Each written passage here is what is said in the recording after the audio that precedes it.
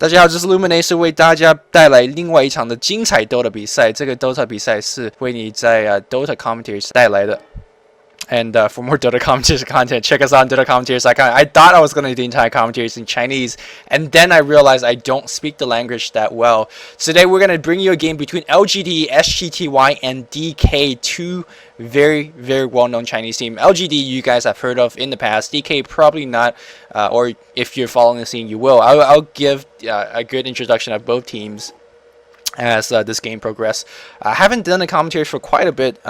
Couple of reasons for not doing it: busy doing other Dota commentaries related work, and also just being lazy, playing a lot in-house and so whatnot. But before I get into this game, I wanted to give a shout out to a couple of new segments that we're having at DC, and to bring you guys to a couple of attentions. We do have a DC top 10, so I'm sure you guys are recognized with, we'll do the top 10, and we're kind of trying to recreate something similar. And the difference with kind of between World of the Top 10 and our DC Top 10 is that our DC Top 10 is going to be brought to, it's going to be focused on more public games. Or I suppose, it's going to be brought to you by games from our in-houses. So you're gonna see a little bit, I guess, lower skill plays, but that also means that it's gonna be more familiar, or more, what's the word I'm trying to say? Noobs like myself would be able to end up on the top plate. Like, you don't have to be, elite Chinese players or whatnot, but so that's what we're trying to do. And then I'm also putting a lot of time trying to develop that section. We are looking for in-house replay, so if you're playing in DC in-house and if you have a really good move, do post it on the forums. And the second thing we're trying to do is that Cold-Blooded, one of our staff commentator, is wanting to do some educational replays of in-house games. So if you feel like you want to improve, do put your replays in the in-house section as well. So Cold-Blooded, I think once a month he's gonna do like an educational replay of, let's say, oh, this crystal maiden didn't play so well, here's 3 things that you could improve on. So it's more of an educational commentary and whatnot. And I think I'm gonna do a couple educational replays as well, because frankly lately there's not many good commentaries on Ghost Gamer, to be completely honest. And I was so happy that a Chinese game came out. We haven't seen a lot of Chinese game lately because the Chinese are not releasing the replays. I don't know why. Probably to protect their, I guess, their TV stations or whatever stations they have over there to earn more revenue. But eventually the Chinese replay should be online, and we're just going to cast it as they come out. So going to go back to this game. We do see the Lich first picked on LGD.sGty. Meanwhile, the Scourge going into Windrunner. The bans are quite standard. Doom is raising the eyebrow a little bit. No European team will be banning Doom anymore. However, on the DK end, I think DK and also CCM has been banning Doom quite recently because they still realize Doom can be a very strong initiator in terms of getting a great team fights off of Doom. And I think Doom's effectiveness in the Chinese playing style is a lot more effective compared to the European playing style, predominantly because I feel like Chinese players, all 5 heroes on the same team, would have a certain impact on the game. Whereas for, like, if you're talking about the European scene, a Crystal Maiden or Witch Doctor 40 minutes in the game would have little to no impact. And I think this is a tribute to the difference in terms of the supports in the Chinese scene getting a lot more getting more support items as well. I think the Chinese players would, or the Chinese team would, do take care a little bit of their support a little bit more. They want their support to actually do something in a team fight, and they actually give them more farm and more room to, to die less and whatever. You get my point. That's why Doom is a lot more picked, I believe, in the Chinese scene, because, or a lot more banned in the Chinese scene, because every hero in a team, even the supports, would be important. So a Doom actually shutting down a single hero completely renders a team fight 4v5, which is kind of a big deal, right? But enough about Doom. Let's look at the team. I've been sprouting about how Lich is really first pick worthy, and we do see LGD picking up here. And I think in my many commentaries in the past, I've talked about why Lich is so good because of his Dark Ritual and also his versatility in terms of laning. You can put him in a tri-lane, and even in a tri-lane, his Dark Ritual is so, like, his Dark Ritual is good enough in a solo lane already, but in the tri-lane, his Dark Ritual is amplified by 3 times as much. Especially when you're facing against a tri-lane on the other side. You basically a third ing of that EXP, so that's gonna hurt. And I just realized, as I struggle to describe why Lich is good, I also just realized that not only am I bad in Chinese, I'm also bad in English. So I don't know what language I could converse in this commentary, but we'll see. I might switch to like French or Bulgarian halfway through. Yes, I am fluent in those languages as well. But looks Clockwork being their pick. I'm a little bit surprised that the Chinese. I mean, the Chinese do love Clockwork, like the European love the Clockwork hero as well. It just feels like heroes such as Storm Spirit, Bat Rider, Clockwork, you know, those heroes that jumps in and it disables one and try to kill one. It's not going to be as effective in the Chinese plays for a couple of reasons. Chinese players, in my honest opinions, are far better in terms of positioning. You're going to find very little players straggling outside on their own, being out of position. And in terms of being out of position, those feed the Clockworks, feed the Bat Rider, feed the Storms, and in more European plays, you always see a support player being out of position. You always I'm just thinking of Pusher when I say this. In the recent games between MYM versus GG.net, no disrespect to MYM, one of my favorite teams, but they were just horribly out of position. I'm not sure if you watch MYM, watch Nebula's cast on it, or maybe saw the replay on your own, but there were some really horrible out of position plays from on both parts really. And a Clockwork or a Bat Rider or a Storm Spirit in those games, they would just get so rich because they could just constantly feed off those heroes. However, in more of the Chinese scene, I feel like in a general sense, they do have better positioning, they do have better general map sense. So I don't feel like it's going to be that effective. Of course, in the mid stage, in the early stage of these games, these are still very good ganking heroes, especially if that Bat Rider gets a Blink Dagger. They're going to be superb on the ganking squad. However, in the late game team fight, which in Chinese games, you're always going to have a late game team fight, right? In Chinese games, when it comes to late game team fights, I don't feel like the Clockwork, the Bat Rider is going to be that effective, because even if you could go in and disable 1 and 2 hero, it's likely that your team is not able to keep up. And when your team can't keep up with your amazing initiation, then that initiation is kind of going to waste. So unless we're gonna see like 2 or 3 more Blink Dagger play or leaping heroes or blinking heroes on the Scourge team, which I really doubt, then I really don't see this kind of dual heavy initiator of the Bat Rider Clockwork to be effective. If these were two European team going up against each other, the Bat and Clock would be very exceptional heroes, and I just don't think it will work out as well in the Chinese scene. And this 4th ban, TIE Hunter, might raise your eyebrow a little bit, but it's such a good ban. It's very vital if you're going for a very heavy initiating hero that you need to get rid of that TIE Hunter, because you know you have your Bat blinking, you have the Clock hooking in, and then what? He ults the TIE ults, and then basically your 2 initiator gets separated from the 3 guys in the back, and these guys are gonna die so quick under the Ravage. And basically he's dead. So of course the TIE Hunter can bravely walk up against the enemy team as well, and you can't really initiate on him and kill him, because Kraken Shell kind of owns that. So this 4th ban of a TIE Hunter is a very smart ban by, I don't know who is this. This is Burning. Okay, so let me introduce the players a little bit, because they aren't carrying the standard tag. DK is one of the most stacked team on Chinese scene. However, they're not really doing that well. On brown we have Yafits. On dark green we have. Okay, hold on. I'll talk about the players a little bit, because I have a cheat sheet right here in front of me. But instead of saying IRR is who and who, I actually have the hero they're gonna be played as who. So I have my spies working on me for that. And Venomancer being last ban, not too sure what that's about. Maybe a little bit worried about canceling Blink Daggers through Plague Wards. Venomancer is pretty good of a solo hero as well, but I wouldn't ban that on my own. Maybe maybe Scourge is thinking that they're gonna pick into a very squishy lineup. So we'll see though. But looking at the Sentinel end, I do like their opening though. Lich opening followed by a Lion and Morphling. I really like the 2nd and 3rd pick in conjunction, because one of the greatest counter to the Morphling, especially in the early and mid stages of the game, is that blinking Lion. Of course, the Scourge team does have quite an ample enough of initiation already, but you don't want to give up on like Blink Hex is probably the most broken thing in the game in terms of single target disable. You can feel like you're in very good position, but it doesn't matter. Like Storm Spirit, Lion, Clock, Bat Rider are the few heroes that could bypass any good positional play and then just single you out. And especially in the early stages of the game, Morphling, not that tank. Like you can't depend on your things like Waveform or Morph to work, because the Blink Hex is gonna come in and kill you before you could do anything.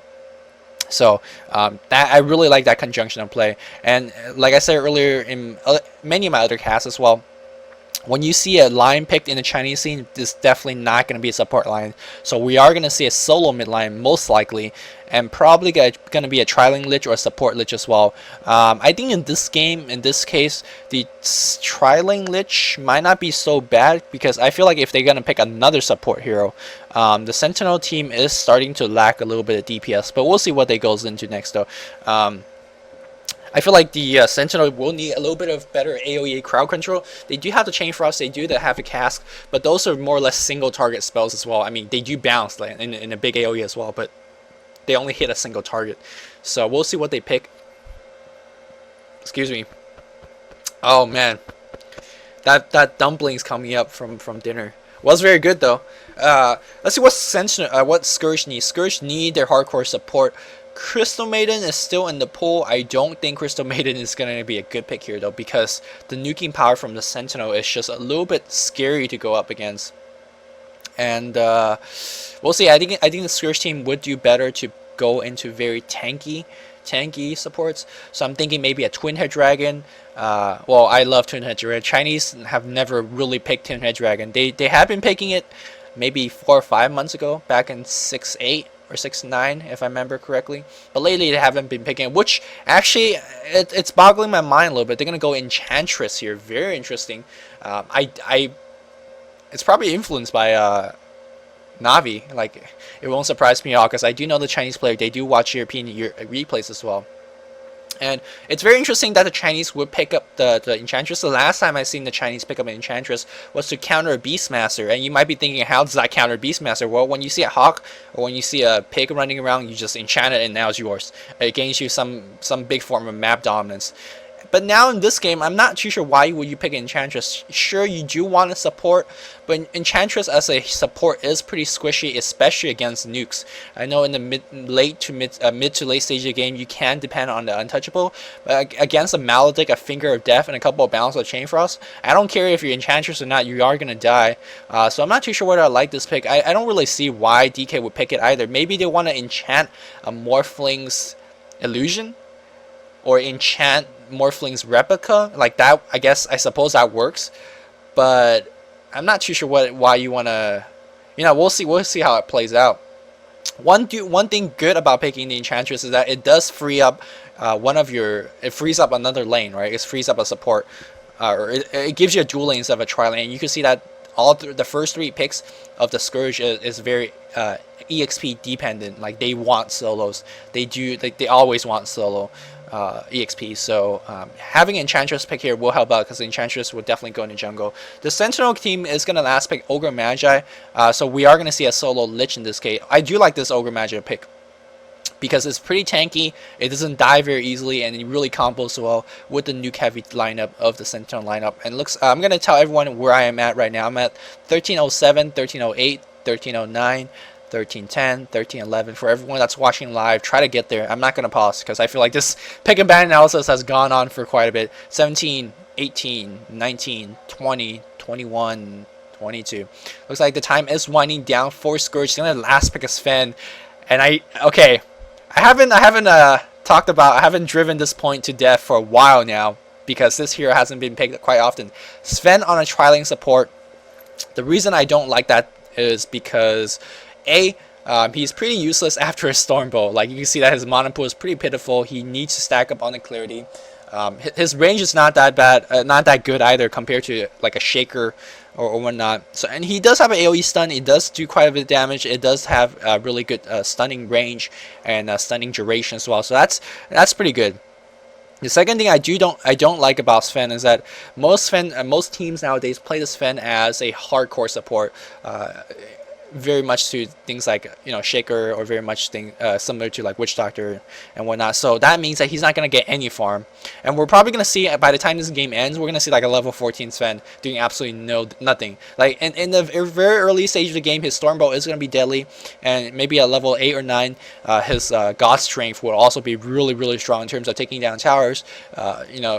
Extra DPS in a team fight, not bad. Not many supports can actually match up the DPS to Sven. However, his glory just kind of goes downhill after that, and that's why I don't really like it as a support. Let's see how the laning is going to be done for the Scourge team. They're going to do a Bat Rider solo bot with a boots of speed, so he knows he's going to do a tri lane. And also a Clockwork solo mid. I'm not too sure whether that's the best lane choices, in my opinion, because one of the best ability of a Clockwork is able to solo against any tri lane because you can just rocket for creeps. However, Bat Rider, I don't like, he has boots of speed, and it's really going to be hard to kill him, especially if you're chasing against a Firefly. It's going to be really hard to kill him. But you don't really need to kill a Bat Rider. A Bat Rider really lives off his early game glory. I feel like if you put the Bat Rider mid, he would definitely have a very easy time against the line, or at least an easier time again compared to that Clockwork. This Clockwork, I mean, I'm not too sure what that's about. So this means DK really want, like they desperately really want, who's playing this? They want Yafits to get a quick level 6 and start ganking. That there's no other reason to put him mid, because really the only reason you don't put him bot lane is that you feel like, well, if he's not going to get a quick level 6, that's not going to be good. We're going to see a Hasted Witch Doctor coming to gank, and he's going to be okay. He takes a Hex as well, so that's a lot of mana down the drain for the line. You know, Yafit is going to be okay. He's going to salve up, no big deal. But yeah, so that means that DK wants a quick level 6 on that Clockwork, and let's see how that strategically is going to pay off. There is a couple of good supports that he can gank. The line is, you know, very weak to a Clockwork, especially when he doesn't have to pick up his Blink Dagger yet. Same thing with Witch Doctor and Ogre to a certain extent as well. It's going to be quite weak to a very strong gank from the... And also Lich as well, so maybe that's why they feel like, well, there's very squishy supports on Sentinel, so I want a quick level 6 on my Clockwork so he could start killing. I mean, you might be thinking, well, why can't Bat Rider do the same thing, right? Bat Rider can also do some killing in the early stage of the game. Well, yes and no, because Bat Rider, yeah, he can Flaming Lasso and he can go in and kill, but the killing speed is totally different, especially in these Chinese plays. If you see someone getting ganked, you could bet your life on it that it's going to be teleportation coming in. And until Bat Rider gets his Blink Dagger, his killing speed is going to be pitifully slow. Bat Rider is a strong killing hero, but he takes a while to do that killing. However, Clock on the other hand, he just zips in, throw down that cog, and start battering assault, and basically it's you and him in a broke back hog, and it's not going to be pretty, and he could kill extremely quickly. So I think speed is of the essence here, and I believe DK is that's the reason why DK chose the solo mid Clockwork instead of solo mid Bat Rider. And you might be thinking, well, Luminous, why are you talking about this point so very long? And it's a very important strategic decision, at least in my opinion, because generally the most standard thing is Bat mid and Clock against the tri lane, right? So I feel it's important enough to you know, draw on the point. A couple more very good support from Burnings. Oh, first one miss. Nothing, I mean, that's just standard. Haste Rune being picked up by Sven. Gets a first blood top lane. Looks like we are going to have the very standard Navi, I guess, invented tri-lane. Or not tri-lane, dual lane on the top, and then Enchantress in the jungle. Enchantress should be ganky now. Generally, in terms of Navi play, we would see actually the Enchantress getting the kill with the gank, and then they're going to push the tower. But I don't think the Chinese play style is similar enough to do something like that. No, he's going to come in. The Enchantress is going to come in from the back. I don't think Lich suspects anything. Lich is grabbing whatever EXP he can right now. And Lich might run into this Enchantress. So this Lich is going to go down. Great Shadow shots off that ranged tail on. Lich thinks he's safe running to this guy. It's going to take a stomp. And he's going to cast a Stormbolt as well. Stormbolt is not even necessary. Chain Frost, or not, Chain Lightning being casted by the Heartbeat Storm is going to take a kill. So this tower is going to go down. This is a very Navi-esque push. Beyond the mid lane here, we do have a couple supports coming in. There is a ward being placed on the DK team, so the Clockwork is going to be able to scout this. He is level 5 already, and that is the benefit of having a Clock mid. And he's going to hit level 6 4 minutes in the game, and that means he could start ganking like crazy. And also with the top tower being down, there is a little bit of extra go for that Clockwork. That means he can get that quick boots of speed or phase boots and whatnot. We are going to see level 6. This is exactly what I mean. Ganking as soon as he hits 6, and only the what you call the Demon Witch barely a level 4 because the support heroes from both the silence coming in, grabbing some of the EXP. So you can see that as soon as the Clockwork hits 6, he is going to be aggressive. He is running in though.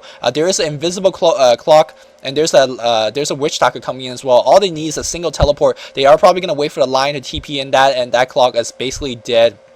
There's a teleportation. There's a cast before the line even comes in. Great chain sense from the Sentinel lineup. That clock is going to go down. Let's see who's going to get the kill. Meanwhile, on the top lane here, they did get a kill on the Lich as well. Apologize for missing that, actually catching the action mid. But this is pretty likely. A single enchant, a single Stormbolt, and a couple, like a Shadow Shot, Power Shot. That Lich is going to be dead. So that is, I mean, the power of the Lich is able to deny via Dark Ritual and then draw the creep way closer and closer to your tower.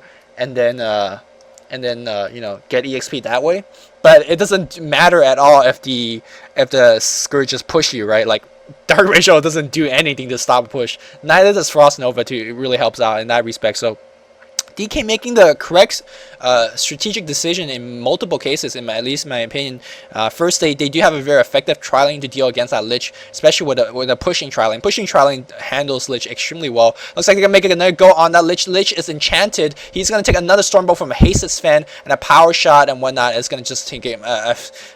Oh my god, that was quite embarrassing by this Windrunner player. I'm not okay. Anyways, I should introduce the players a little bit. Playing the Windrunner is KSSS, and then on the Sven is King J. Shuriken is playing the Bat Rider, and of course Yafin mid on the Clockwork, and then Burning on the Enchantress. Meanwhile, on the Scourge team, DDD is the ZSMJ, and then Chuan is on Ogre. Everyone else is on the formal tag, so that's amazing. It's amazing. YYF solo mid on the Witch, on the Demon Witch, Chris Bug on the Witch Doctor, and Bat Rider flying around. Okay, Lich is gonna be played by 830. So these guys are, like, you know, familiar names. You do know them, so they're not gonna spend too much time. Looks like a very early Smoke of Deceit being picked up by the Sentinel, and let's see if they're going to get a ganked off. They really need to kill Yafis right now, because Yafis is already getting quite farmed. He did die once, and this is going to be the second death coming. We're going to see an Impale and then a Fire Blast. And there we go. Very good chain stuns from the Clockwork, unable to cast anything before he dies. So that is good ganking from the Sentinel lineup. Smoke of the Sea being quite useful in that case. Meanwhile, Morphling at the bot lane is going to get a little bit scary now at 7 minutes. 40 CS, you do the math, that is 6. That is 6 minutes. In the early stage of the game, that is just insane. Bat Rider is level 6 critically, so that means he can kill the Morphling if he has some TP support. But right now, I feel like the Sentinel, the Scourge, excuse me, have their hands full. Dealing with the Demon Witch. They really need to keep this Demon Witch down. If the Demon Witch somehow finds his way to a dagger, then this game would just get suddenly very, very difficult for the Sentinel team. Looks like Bat Rider is going to just roam around to the mid. Let's see if he's going to get a kill. He is going to run into a Lion. Lion have no way to... He can't run from a Bat Rider. But again, you got to keep in mind Bat Rider kills very slowly, like I said earlier. So TP support might come in from the mid lane. Scourge team being extremely aggressive. If you look at the mini map, right, wards being warded on the Scourge team, on the Scourge side, or on the Sentinel side, mostly. So Sentinel is feeling quite defensive, Scourge feeling very, very aggressive, and they are journeying across the river so often. Looks like this tower has been denied by the Scourge team, no big deal, by Sentinel, excuse me, no big deal. I don't think right now Scourge cares so much about the go. Of course, the go is important, but right now I think Scourge cares more about map dominance, and they are getting a lot of it right now. It looks like this mid tower might be going down. Oh, there, Fire Blast, Ignite. No Ignite, okay. No Ignite. That's cool. Don't need Ignite. But meanwhile here, ZSMJ at bot lane is doing his dirty work. He is pressuring the tower at the very least. Bat Rider comes in with a double damage room, at least force ZSMJ to waveform out. He is going to get a couple of farms. These guys are very, very aggressive at the mid lane. Sven already smoked. Let's see if he's going to be coming in. Sven is actually playing quite well. This ward is being placed by the Sentinel. This Ogre Magi is going to go down. Going to take a Shadow Shot. Yes, Shadow Shot to the trees. And let's see how the chain stun on the Scourge is going to be doing. That Ogre is not going to cast anything before he dies. So that cast is still bouncing like crazy. Morphling comes in. It's going to try to focus on the Sven, but because of that Enchantress Healing's Attendant, is going to put him back to relatively full HP. And let's see with that, if the Scourge team could... Oh, no. Oh, the Clockwork. I think he hooked in a little bit of out of communication. I think he is going to go down to a waveform from the Morphling. So ZSMJ picking a very lucky kill. But this will give the Bat Rider a little bit of free farm in the bot lane. So 3 and 6 in favor of Scourge, as you kind of expect, because Scourge has such mobility in terms of ganker. Bat Rider, Clockwork, Enchantress, great ganker. And of course, the Windrunner is such a strong ganker in the early stage of the game, so you should expect DK to win the early stage of the game. And you know, I'm just a little bit worried about DK, how they're going to transition into mid game. What DK needs to do right now is not so much to keep down the Morphling. I think a lot of us would think, well, Sentinel has ZSMJ Morphling, he's going to farm like an absolute champ. I don't think that's not the priority. Of course, it is going to be a priority. It's always a good idea to keep down the enemy's Morphling, but we got to keep in mind that Morphling is one of those very, very slow hero in terms of ramping up to its late game carry potential. I think the Scourge team's biggest worry right now, the biggest priority, they need to keep down that line. Line, if anything's going to turn the game around for the Sentinel, it's going to be on the back of YYF's line. If they could prevent him to get that Blink Dagger, if they could prevent him to get level 11, kill him a couple of times, then it's going to be very, very effective in terms of keeping down the Scourge team. Scourge team does not have that much, Sentinel team, excuse me, does not have that much mobility. Like, all they have is big team fight. They have the Chain Frost, they have the Cask, and they have a lot of burst damage. That's going to be good. However, in terms of map mobility and map dominance, it's all in DK's favor. They could just run in, take towers, and gank from afar with a Bat Rider with the Clockwork. It looks like they're going to take down this mid tower. This mid tower is going to be extremely crucial in terms of giving a lot of map dominance to the Scourge team. And let's see how the Scourge team will progress here. ZSMJ forced to get away from his farm and forced to come back in mid. Let's see if the Sentinel is going to choose to fight team fights here. They do have a level 6 Lich. They are going to initiate on the Clockwork. Chain Frost is going to be casted. No, a Cog! Cog, give me that Cog. No, Cog grabbing 3 heroes by Zaphis. Wow, what a lucky Cog, grabbing 3, and I think that Cog alone is going to win the team fight for DK. Morphling is going to wait for him out, but we are going to see a 2-to-1 trade so far for DK, and that means another tower probably going to get significantly damaged for the Sentinel team. Or they're going to TP back. Are they going to TP back? If this was Navi playing right now, they're going to be aggressively pushing it down at that mid tower. But this is not Navi, this is Chinese. Chinese are very more defensive, they are more calculating. So they're going to, well, I'm going to just rather farm. And they are going to just farm. So let's see how this Bat Rider is doing. Bat Rider is sitting at 1,000 gold. So it looks like he's going to try to finish his Vanguard first. Unless that, yeah, oh, no, point booster.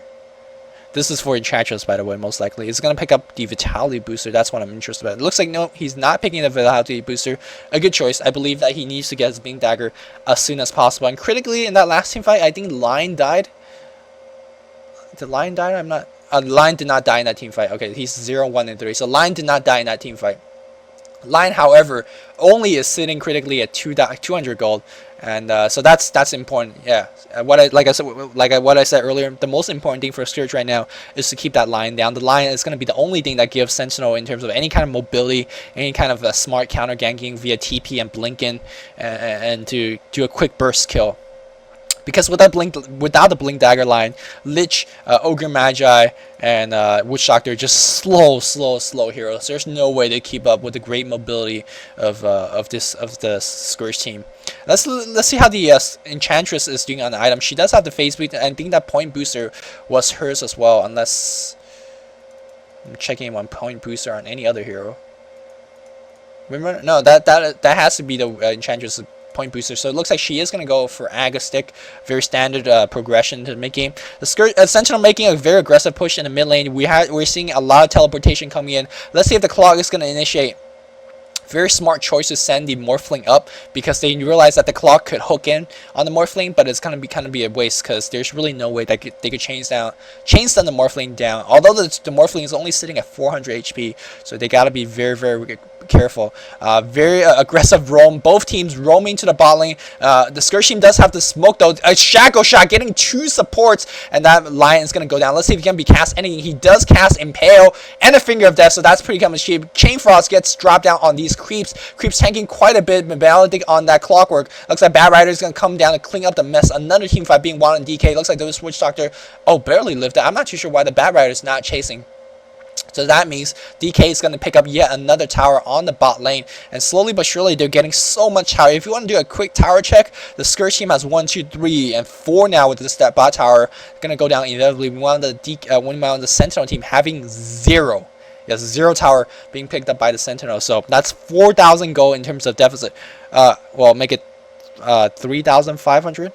Because one of them was denied, I believe. So at the very least, what I'm trying to say is that the Scourge team is going to be so ahead in terms of goal. Of course, the Bat Rider, the Clockwork, and Enchantress Wouldn't mind more gold, but I think it's this all these tower advantage will give Sven the most. Like Sven usually like have he's piss poor like usually, but this game he's still piss poor. I would think he would have a lot more. I guess he's playing backwards. He has 6 pairs of ward bot. Man, 10 pairs of wards bot total on the Scourge team, and only 6 pairs bot on the Sentinel. So you can see that warding difference is in a different level as well.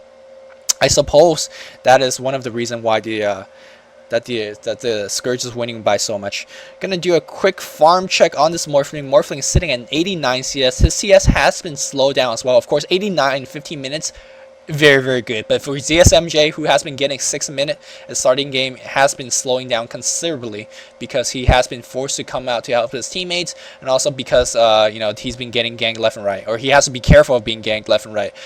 Playing against a Bat Rider and Clockwork is just psychologically it's very intimidating. I don't know about you, but I'm pretty scared to play against that. Meanwhile here, YYF critically only have 40 CS. In that last team fight he did die as well, so he's 0-2 and 3, only 300 gold, so he's not going to be close to his Blink Dagger at all. DK, everything going according to plan. Of course they don't want ZSMJ to get 90 creep kills, but no big deal. Like I said earlier, ZSMJ is Morphling.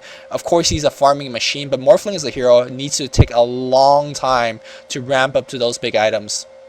So DK is looking at this stage of the game, they're looking at very good chance of winning, despite not having as good late game carries. I don't think the DK is a team would let the game drag on to this late. So continue to check on items. Morphling, what does Morphling have? Morphling's at bot lane. No, that's illusion. Morphling in mid lane only have Treads and a Yasha, so that's not too bad. Looks like he's gonna go for Manta first, I believe, or maybe he's gonna go SMY, feeling that there's a lot of he probably thinks he needs as much HP as possible, so SMY might not be out of question as well. But I don't think this is very ZSMJ-ish kind of item. He generally goes for the bigger items. So we'll see though. Smoke gets popped. Let's see if we can get him make a gank. There's that cast going off the Windrunner. They're gonna focus on Windrunner first. Great choice. Windrunner goes down before any Chain Frost being dropped, and a great gank, great counter, well not even counter gank, but a great smoke initiation from the Sentinel. Picks up 2 extra kill. One is on the Windrunner, the other is on the Sven. Not that big of a deal on the Sven, but Windrunner is gonna make her slow down the farm. I believe as a Windrunner you should in this case go for Hex, because you don't really need a Force Staff against anything like that. But however, Hex is gonna be invaluable against that Morphling. Any extra disable against a Morphling is always appreciated. That's gonna slow down his Hex very much so. Ooh, very interesting. Bat Rider going for a pipe first. So I thought he was going to go for a Blink Dagger. Maybe they also recognize that, well, having too many blinking heroes to jump in is not that effective. All they need the clock to jump in, and that's good enough. So it's kind of that early game analysis where I said, well, even if your Bat Rider jumps in, even if your clock jumps in, it's not going to be that effective if your team can't keep up with you. So maybe they're going to go with that, along of that line of train of thought. So actually a very defensive item, and this pipe, you might be thinking, well, isn't that like a little bit of overkill? I think that's very, very effective. If you look at the Sentinel lineup, all magical DPS. Of course the Morphling is physical DPS late game, but he's nowhere near that stage yet.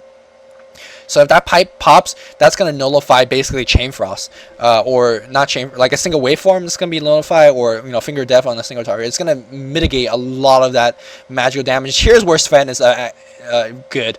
Early stage of the game. Oh, enchant that. You can enchant that. Okay, no, but cast going on the line goes down critically. Once again, Morphling trying to do whatever he can, but that's where pipe pays in. 18-minute pipe is going to be so strong. Whoever looks like Witch Doctor has spent a lot of gold buying back, and are they going to turn back? Ochre Magi needs to be careful. I believe DK should just stand their ground, push in right now. They should just push in because they have such a big advantage. It's 6-11 in the favor of DK, and they have pipe. They have is Enchantress close to her Aga? No, almost. They're halfway there, or a third, or 3/4 ways there. She should just go for this push right now. They're still very healthy in terms of HP, still very healthy in terms of mana as well. And I don't think Clock even wasted his hook yet. They do lose God's strength, so that's kind of big DPS. Let's see if this Clock could hook in. We'll see though. Oh, it looks like no, Point Booster was Clock's earlier, so he's gonna go for Aga, or maybe this was a little bit of extra HP. We'll see how this plays off. A lot of damage being done on that tower. That tornado extremely annoying. Ignite being dropped on the Bat Rider, no big deal. Looks like this is a very early up high hill high ground attempt, multicast being dropped on. Oh my god, that Sven just melted. They're gonna try to initiate on the line, but that wasn't a Morphling illusion. No, that was a real thing. Okay, my bad. Chain Frost bouncing like crazy. They are gonna pick off the Lich though, and that means Rax, right? That should mean Rax. I'm not too sure. Okay, all right. Cast bouncing around. They're gonna run out. Okay, but that should mean Rax. No, they're gonna turn back. What the hell, DK? What the hell? They have the advantage. It's 2-1. It's 2-1 trade.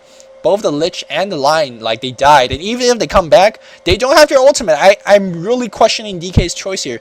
Maybe they're feeling, well, we're so much ahead, we could come back with our 5 of our heroes, but it's rarely a chance you get a 4v3 situation when, I mean, of course, Clockwork wasn't, the most healed thing, and they probably were running out of mana, but, like, on the other end, there's an Ogre, there's a Morphling, and there's a Witch Doctor, and you have Pipe. Like, I think they could have just raxed that at that point. I'm a little bit questioning DK's position, and yes, of course, the Lion's going to be coming back, but the Lich is going to be coming back as well, but they don't have all their ulti were on cooldown, so, I mean, that could have been DK's great chance to push. It looks like they're going to just resume their push. Everyone's got TP back. Yeah, they are going to just resume their push. But at this case, like the cooldown on the ulti, on the Lich and the Lion is going to be 1 minute closer. They're going to try to storm their way back in. But this is just yet another 5v5 fight now. So I'm not too sure whether that was the correct decision. We'll see though. If we were watching Navi would have just went guns, boss the wall and push all the way in. But we'll see. Looks like this tower is still very low. I think Glyph is on a cooldown. They're going to try to focus on Sven already at 3/4 HP. There's a mecha. A lot of AoE damage being popped down. Sven so slow HP. Let's see if Tower's going to deny. No, Tower's not going to deny. Prometheus, which I believe is King J. Yeah, King J picks up the kill. So Sven goes down. Now it's 4v5 in the favor of Sentinel, and suddenly Scourge will be like, well, we can't push this anymore because our Sven just died. They're gonna get some pot shots off this Ancient of War, but with the Finger of Death cooling down, with the Chain Frost cooling down, yeah, the Scourge has to back up, and they realize this as well. Man, I mean, you might be thinking, well, this is only 21 minutes in the game, 22 minutes in the game. Is the game decided? I would say so. Yes, the game is pretty much decided. That was where the Scourge was strongest. They had the hero advantage, they had the item advantage, they had the numerical advantage, but they couldn't push. And I think they're going to go for the, I guess, the consolation prize, which is the Roshan, which it wouldn't be a bad consolation prize, but I mean, would you want the Roshan or would you want the victory of the game, right? I think it's very easy to say. It looks like Enchantress does have his Aga stick being pushed, and now Scourge has to be demoted to pushing. Well, we can't get the mid rack, so let's might as well push another lane. But the smoke gang from Sentinel, realizing that they have just successfully defended, it looks like this smoke has been dispelled by Invis heroes. Sentinel should know this, and yes, they're smartly turning back, realizing that there's an Invis hero somewhere. Yes, amazing! Making an amazing play, realize there's this Invis hero, immediately buys a smoke of the sea, or buys a dust, and immediately sends it to him on the crow. So this is perceptive support play, man. Support players watching this, you guys watching that? Yeah, that's a really good play. And looks like they're gonna go back for that Roshan. Sentinel probably could have made a Roshan Jack at this attempt, but realizing there's an Invis hero out there somewhere, definitely not the best move. But they're sitting pretty. Like this Morphling at 23 minutes. 161. This is ZSMJ. Like this is how ZSMJ wins game. You can't let this game go late. And ZSMJ is going absolutely everywhere this item build. Looks like he has gone for Yasha and then go back to Perseverance, and it looks like he's gonna go for Ultimate Orb first. I mean, he still has the ability to turn this into a Yasha. I don't think it's turn it into a Manta, though I don't think it's gonna be a very good choice because of course, the Enchantress could enchant one of it. It looks like he's going to get Lincoln Sphere first. And yes, he does have Lincoln Sphere, and yes, he does have Yasha, but this Morphling is still lacking DPS. And this is where I mean, right? If you have ZSMJ getting like 8 creep kills, 7 creep kills a minute, and it's still not enough farm in 25 minutes as Morphling, then you suddenly realize that Morphling really, as a carry hero, he needs to have an exceptional early game to be effective. 20 minutes in the game. And right now, even though ZSMJ have so much farm, he's still not at a stage where I say he's effective in terms of in a team fight. It looks like both teams is going to trade a tower, and I think trading tower at this point is going to favor the Sentinel so much more, because it looks like they might lose mid as well. Let's see if the mid's going to be denied. If I was in this situation, I would not deny this tower. No, he's going to deny. The reason I won't deny this tower is that you suddenly just gave the Scourge team extra 1,000 gold. 500 gold across the team. Whereas since the Scourge team has such great deal of map dominance anyways, it's very unlikely that the Scourge team is going to push up. Or if they're going to push up, all they need is a single easy teleportation scroll and then get an easy deny afterwards. So you could basically deny the gold for as long as possible. But if he denied the tower, then you instantly gave the Sentinel team a good deal of gold. So if I was in that situation, I would not have denied it. Of course, Chinese players, being a lot better than me, probably denied it for their own reason. Probably didn't want to gamble it in that case. Let's say if they are faced with a team wipe, then the Sentinel would, get 5,000 or 500 extra gold for that undenied tower at the mid lane. I hope you guys are following what I'm saying. So, but now in this case, we are seeing the Morphling's mobility start to be a little bit out of control. He is pushing at top lane, so this will force the Scourge team to defend a little bit, and that means that Morphling, yeah, he's gonna get more farming time, and he's gonna get his Manta quite soon. Let's see what goal he's sitting at right now. He is at 1,700 gold, so just 500 or 400 more gold for that ultimate orb, and then 1,000 more gold in total to that Manta style, and he's gonna get this in 28 minutes, or in 3 more minutes. Mark my words, he's gonna get it very, very soon. And this game is just suddenly got very, very difficult. Let's check out the Lion's farm. Lion is 56 creep kill, doesn't have his blink dagger yet. He's at 800 and looks like he's not gonna get a blink dagger at all. Yeah, so very smart transition, realizing that even if he gets the blink dagger, A is gonna be late, and B, even if he blinks in, you're gonna blink in against a clock and a bat. Not a very good choice. It looks like he's gonna go for a Django in this case. Gonna go for a bracer. And Django, very smart transition. Meanwhile, Lich has a phase boots and a mecha, and then standard support items. Everyone getting bracers, and it looks like Ogre Magi might be getting. Yeah, it looks like Ogre Magi is gonna get for the Django. Multiple Django isn't bad because 4 charges is never enough. We'll see. Let's see how the Scourge is doing in terms of item. Sven, having absolutely nothing, has bracers and power trust. He's probably going to go for Django as well. Bat Rider has a blink dagger now. I still like the transition though. I do like the pipe first. That pipe basically gave them the high ground tower on mid. I think that was a very smart strategic transition. But I was thinking, well, if you're going to skip blink dagger, might as well skip it now. Probably with the blink dagger goal, you're probably going to go for a Mystic Staff and then go for Shivas. That wouldn't be bad. Or maybe go for like a Vitality booster or something. That wouldn't be bad either. Smoke is popped very far back. Let's see if the Scourge team can get a very good gank. Blade Mail being picked up on Yafit's. Not too sure whether that's the best choice either. I mean, Blade Mail is good if you pop it right before they nuke the hell out of you, but I don't think Sentinel will fall for that, to be completely honest.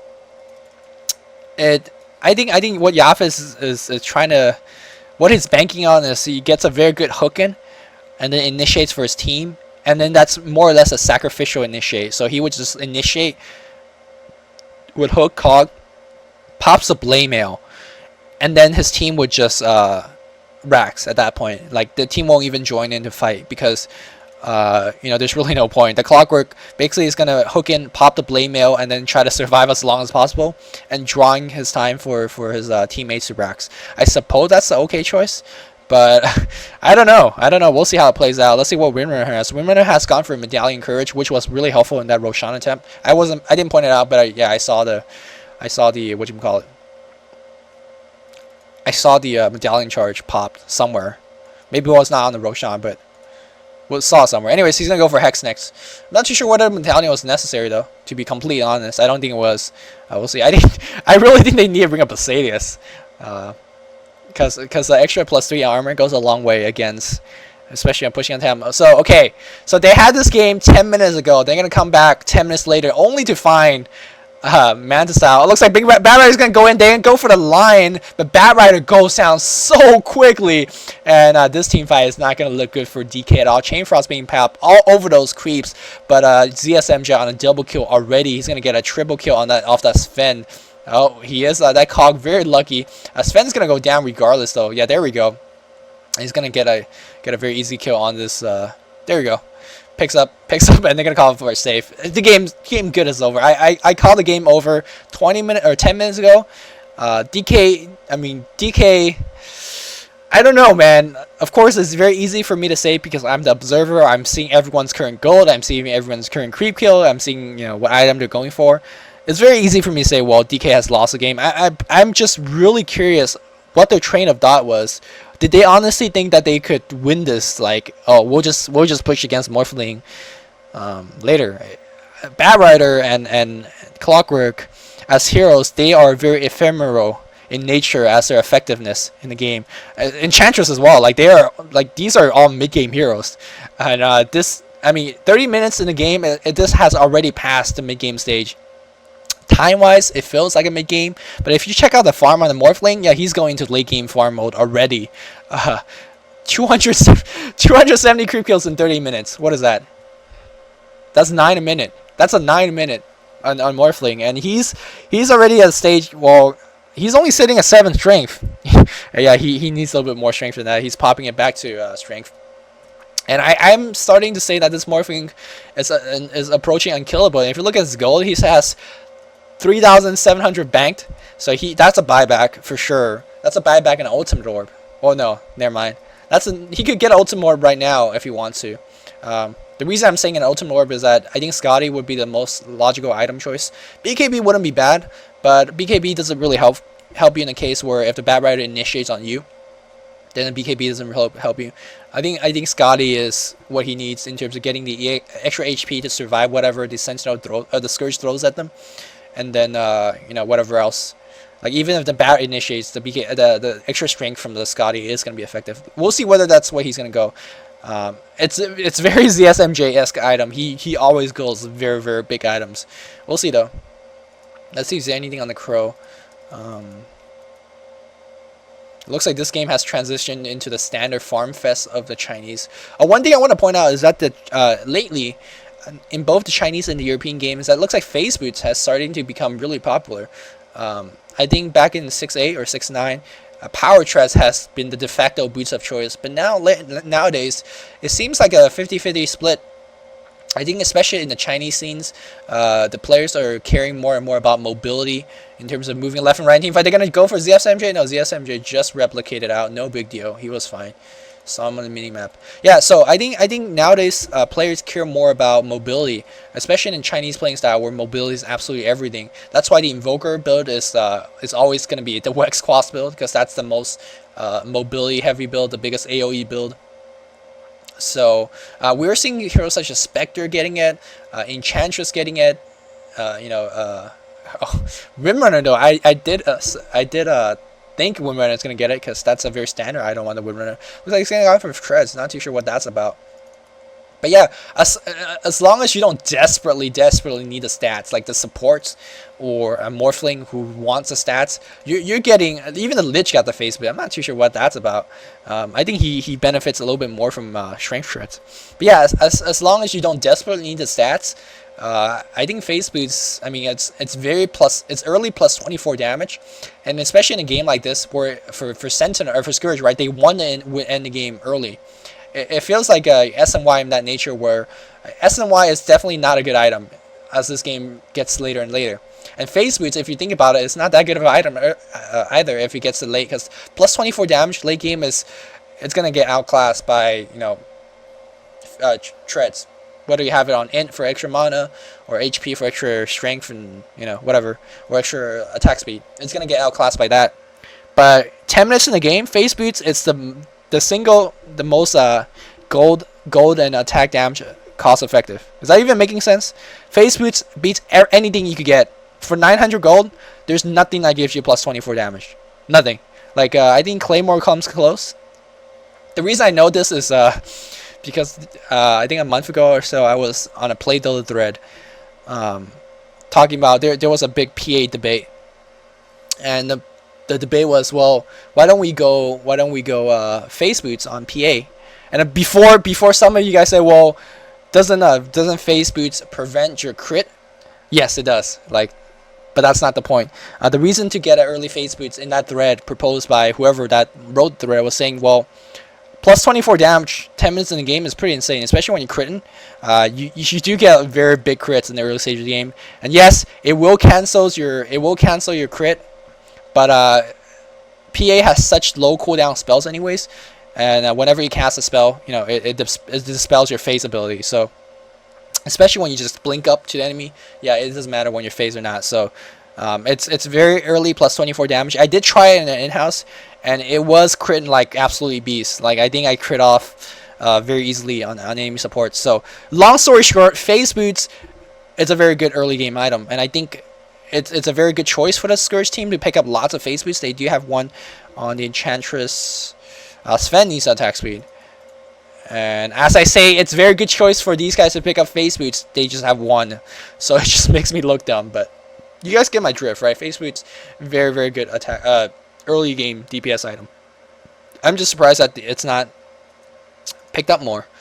I think it's more or less to have to deal with the heroes, because I mean really, the Kalak needs HP, the Sven needs attack speed, you know, stuff like that. But Spectre nowadays been picking up a lot of phase boots, which are originally I was thinking, well, isn't that kind of stupid? Because when you haunt in, the plus 24 damage doesn't help your illusions. At least I don't think so. Whereas if you have like agility shreds when you haunt in, the plus 10 plus 8 agility, that will help out your illusions to do damage. Because illusions don't get plus damage from your items, they do get stats like agility, and agility in nature transitions into item plus damage. So I was thinking, well, if you have phase boots on Spectre, isn't that kind of dumb? But I think Spectres care more about surviving, and believe it or not, phase boot actually help you survive more, because a Spectral Dagger plus phase boots, yeah, there's really no way you could catch up unless you chain stun her to death, which is really hard because she has dispersion and like what do you call it, and a Vanguard. Unless you chain stun her to death, there's really no way you could catch her. So, all right. So 36 minutes in the game. That's 18 minutes after that fateful mid push. Scourge gonna try it once again. So they do have Hex completed on that Enchantress. Still no really any big item progression on any of these heroes. And there's an ultimate orb on this Windrunner's farm is actually pretty discouraging. It's only 120 in 36 minutes. That's some in-house farm. That's some DC in-house. That's like 4 minutes. That's pretty pitiful farm if you ask me, especially in this Chinese level of play. Meanwhile, ZSMJ 360 in 36 minutes. That's 10 a minute, bro, boys and girls. And he has, yes, Scotty, and that's GG. There's no, like, this Morphling, he could basically stand in front of their up the hill, and the Scourge could try their best to kill him. It's not gonna work. Not gonna work. Morphling, you know. Well, there you go. He's gonna initiate. Pops there. Oh, okay. No, both teams trying to trade a couple hits. Morphling, Enchantress need to enchant one of these guys. There you go, he enchanted it, but that thing is half dead already. Yeah, there you go. I was thinking, well, was that the reason why you picked the Enchantress? That's a pretty shitty reason to pick the Enchantress if you ask me. But it's not bad if you get a Morphling replica. Like, he deals pretty good damage if you look at his item, pretty stacked. But I honestly don't think DK could push this up. Even if like Witch Doctor or Line or Ogre Magi was completely and utterly and desperately completely out of position, even if they fight this 4v5, the Morphling is just strong enough to carry it, and then Scourge realize that as well. They're gonna back off, and I think they're gonna try to go for the next Roche, and they should still have the map dominance to give them the next Roche. But I don't think that even with the Aegis, like, who would you throw the Aegis on, right? You throw on the Windrunner. She doesn't do damage. Sven, not gonna be effective. Like, Aegis doesn't really help your heroes if all your heroes are spell dependent. Oh, they might throw it on the Enchantress. Excuse me, Enchantress still has the Aegis, so okay, so they do have the Aegis advantage, but it seems like it doesn't matter, right? So Scourge is gonna push now. Excuse me, Sentinel is going to push now. I don't think Scourge could repel this. I think it's clear to all 10 players in this game right now is that Sentinel has this game pretty much won. Apart from like any huge blunder from LGD, this Morphling is just too far. Morphling still to continue his farm, even more so, having the replica at the mid lane, and then he could just push the top lane for a little extra farm, and he's going to replicate in if his team needs him, and if he doesn't, then he's going to go keep farming. What would ZSMG go in this case? I think Butterfly wouldn't be a bad choice. BKB wouldn't be a bad choice either. I mean, he already have enough HP to kind of survive the team fight, but I think the BKB in this case would just be kind of a seal the deal item. He waveforms in, pop the BKB, and there's absolutely nothing the Scourge team could do. Like, of course you could break a flaming lasso on him, but then, like, you know, no big deal. He's gonna survive through flaming lasso. He's gonna manta, and then that's it. So we'll see though. DK, there's still a glimmer of hope, or else they wouldn't be playing this, right? Chinese players always play for that 1% chance of victory, even though I think it's less than 1% chance of victory right now. Although that does give me a chance to talk about useless things such as phase on a PA. When's the last time we've seen PA in a pro game, right? And if you're wondering why we don't see PA in pro games, that she's a melee carry that's dependent on BKB, and that means you're gonna be effective for like 10 minutes, and then you're gonna be done, because at that point, enemy's gonna get Ghost Staff, enemy's gonna get Force Staff, and then your BKB is gonna get down to 5 charge, and they're gonna stun you to death. So that's why PA or any other melee carry is not gonna be effective. Now some smart ass gonna be say, well, isn't Spectre really good? Well, Spectre doesn't count, right? She has a global spell, she has a global blink, and she has a global radiance kind of thing. That's kind of a little bit broken if you ask me. We'll see. Alright, DK for the last suicide push.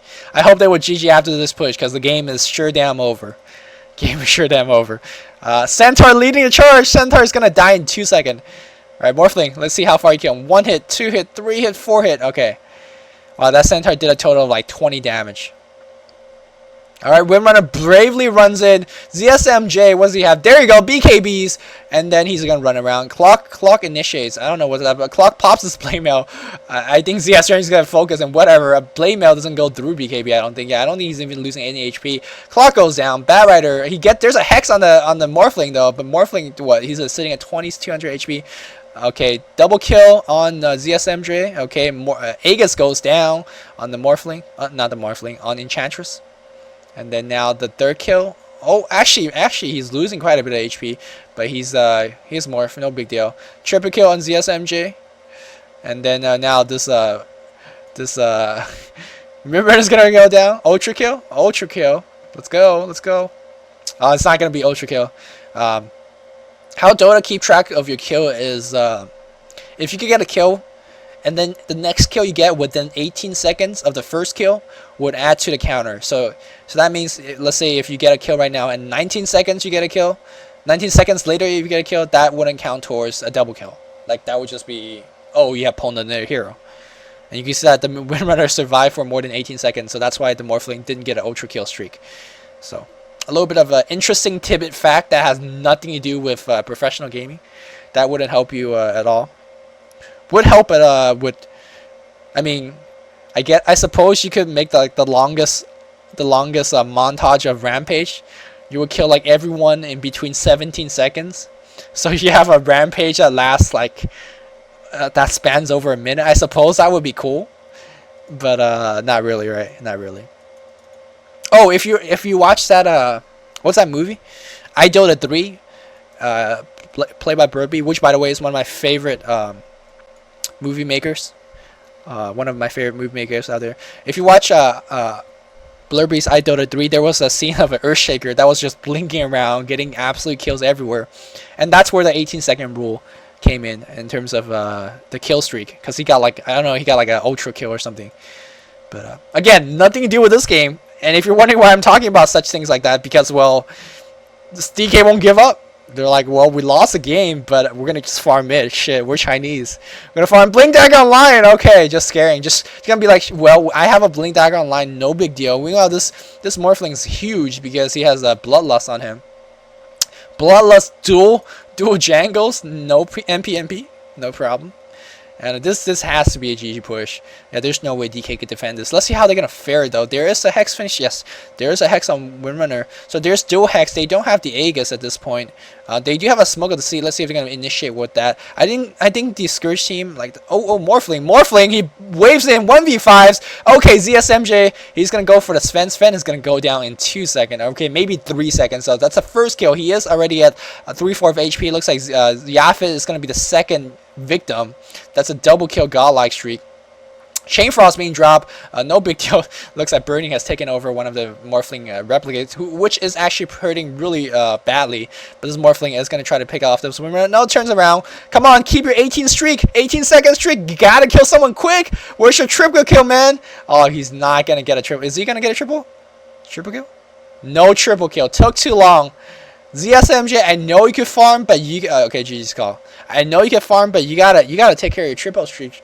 Take care of your streaks more, man. So nothing more to say about any game analysis, because I mean, this game was over in 18 minutes, but they dragged it on for like 26 more minutes. So I gave you the end game analysis plus like useless Dota facts for 26 more minutes. So I think the game would have been over if DK just stood their ground on that mid push, because either they win the game right there or they lose the game right there, and they have lost the game right there when they backed. In that situation where they had the line killed, where they had the lich kill, and even if they respawn, it would have been still 2 minutes to their ulti. They had a 4v3 situation, they had an Ogre left, they had a Witch Doctor left, and Morph only had like a Yasha. Whereas I believe like the Scourge team had everyone except the Clock, I think. They could have easily powered down the melee racks. And then this game would have been a completely different story. I wasn't sure whether DK would have won it at all, but it would be different. Mark my words on that. So, you know, that's where a single decision wins you the game and lose you the game. So I hope that's pretty much it. Hope you guys enjoy this commentary. ZSMJ endgame check. 450 CS in 44 minutes, a little bit above 10. Still not toppling that 720 CS in that one game. That was insane. But he played really well, farmed up insane, got the correct items. Scotty after his standard core, and then BKB just the icing on the cake. And then pretty much everyone played well except I think the Windrunner kind of. Hex was a little bit late. Medallions was not really needed. Yeah, look at that Sven, right? Look at that Sven. 44 minutes, level 12. That's what I mean. Like, that's why I hate trialing Svens. I hate support Svens because he's pretty much useless. He's 2, 6, and 7. He was pretty useful in the early stages of the game where it took down Raxus, took down towers. That was pretty cool. But, you know, like, yeah. I'd rather take a Witch Doctor now because at least a Witch Doctor you cast, right? At least his Maledict does something. At least his Voodoo and Death Ward does something. But like Sven, yeah, I don't know. Alright, hope you guys enjoyed that commentary. And for more Dota commentaries and content, check us out on DotaCommentaries.com. This is Luminous signing off. GG guys.